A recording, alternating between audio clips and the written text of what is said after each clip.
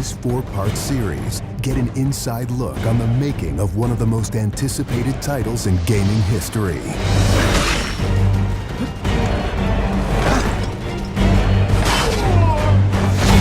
Inside Assassin's Creed 3.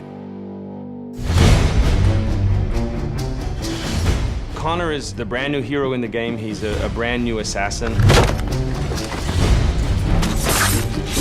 He's half Native American, half European. We wanted to build that base conflict into his background. Why are you here? When he begins his journey, he has a very clear sense of what is right and what is wrong. He is forever motivated by a desire to do the right thing. Commander, Connor. He's fighting for freedom and he's fighting against tyranny. You as Connor, as the assassin, are the critical part of the American Revolution.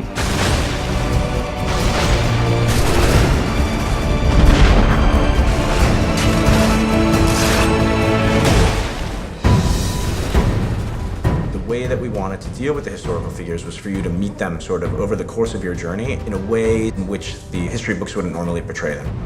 Good day, gentlemen! General Putnam. Many of the founders were very tough individuals. Many of them were the equivalent of the modern badass. Our founding fathers were very hard, disciplined, dedicated individuals who wanted freedom, who wanted liberty, who wanted to express themselves their own way and not be controlled. These founding fathers were comfortable with war, and they were warriors. Do not fire until you see the whites of their eyes. Connor doesn't know much of the European ways at first, and then he gets to learn about these guys, these heroic figures. So for Washington, for instance, he sees that very strong guy, and Connor believes in him. Connor is moving in and out of both the revolution and the rest of the history. Whenever he sees conflict between two groups, he takes the side of the greater good.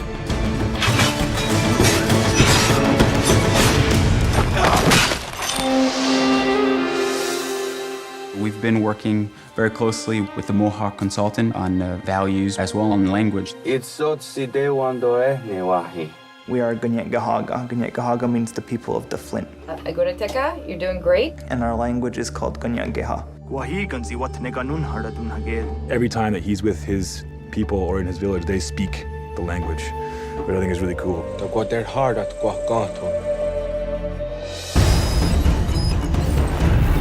Connor, as a Native American character, is very familiar with Native American war clubs, with the tomahawk, with the bow. He's got very refined sense of hunting and tracking. He's been raised with the ability to navigate this environment. Connor has a lot of his ancestry's strength from the Mohawks. He's strong, he's agile, he's able to run in the wood very quickly. It's really his nature, that's really his home.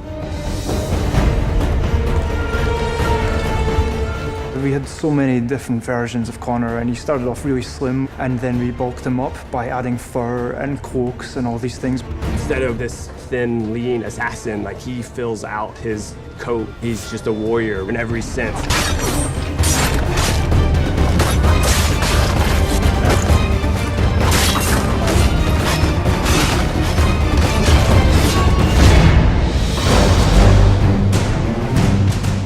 The animation team has built over an hour of new animations just for Connor alone. We started by looking at lots of military moves and even traditional ones of how you would fight with a tomahawk. We looked at that and we just thought it wasn't awesome enough. So we went really brutal, and it wasn't just throwing in blood.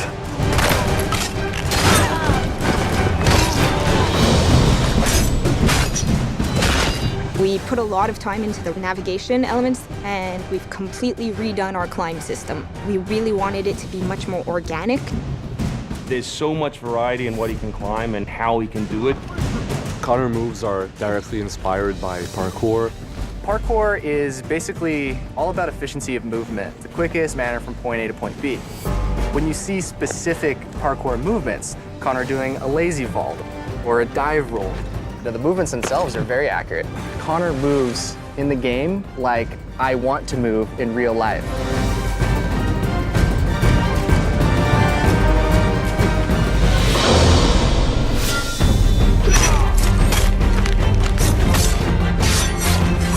We wanted Connor to be a dual-handed specialist, so basically he's ambidextrous, he can fight with both hands. When he lands, the ground shakes. And when he fights, you know, people are getting knocked left, right, and center. He's very brutal.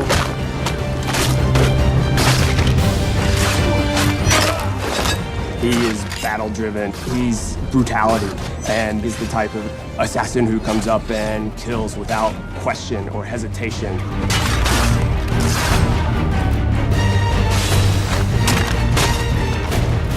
The soldiers were not really able to go up against Connor. Connor's a killing machine. He's a ninja in a tank with a Wolverine in there.